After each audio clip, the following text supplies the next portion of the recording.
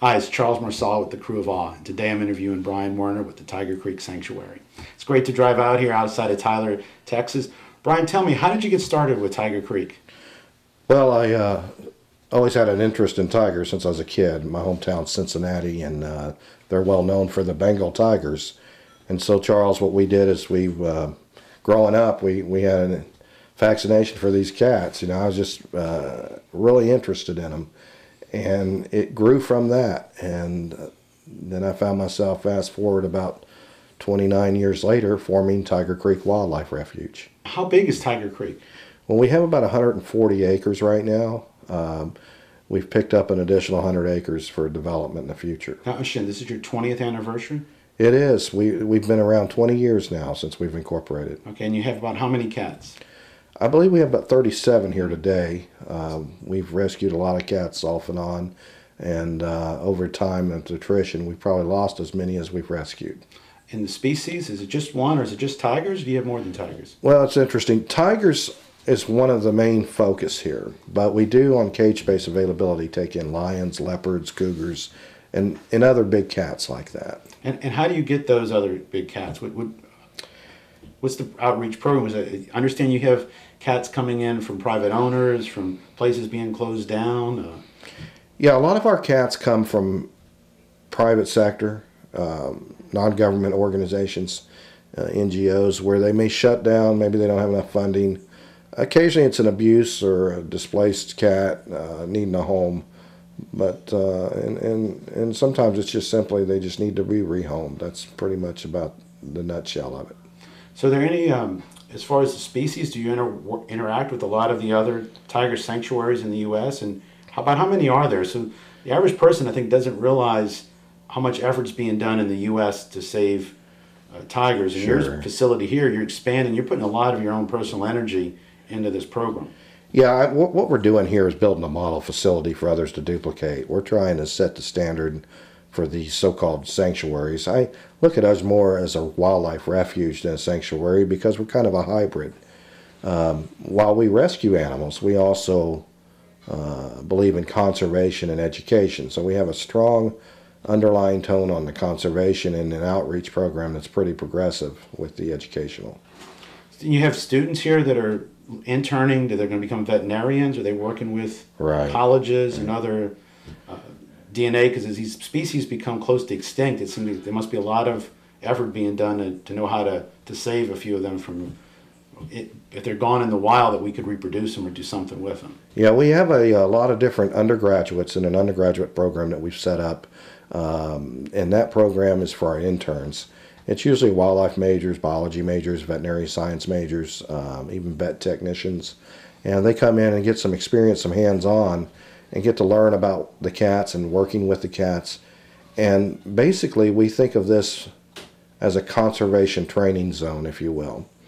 Now, we're working with those in the undergraduates, and then we have plans for a graduate program as well as for PhDs or people working on their thesis or dissertation so that they can come out and learn more too. And in the concept right now, what is the cat situation? Like I hear that there's more cats in captivity in America than there are in the wild for tigers.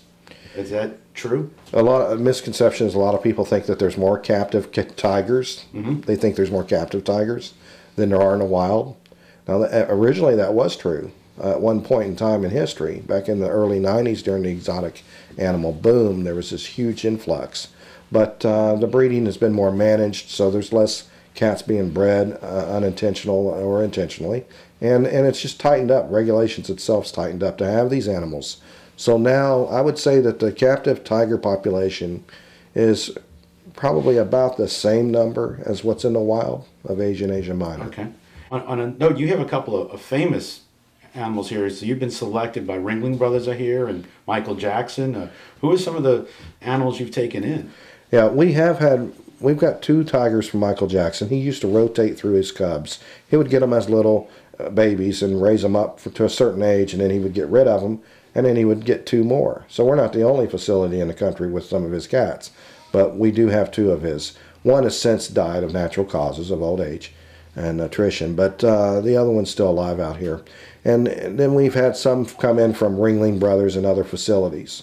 So, And then Ringling Brothers, so you're on everybody's radar as a qualified site to choose for their retired cats or their performing animals. I think that we are, they all know about us, and when we have cage space, we take them in. If we've got a place and way, we will. But sometimes we don't have the room, so then we have to make a decision, and that's where we would try to network with another facility and try to place them in a good place.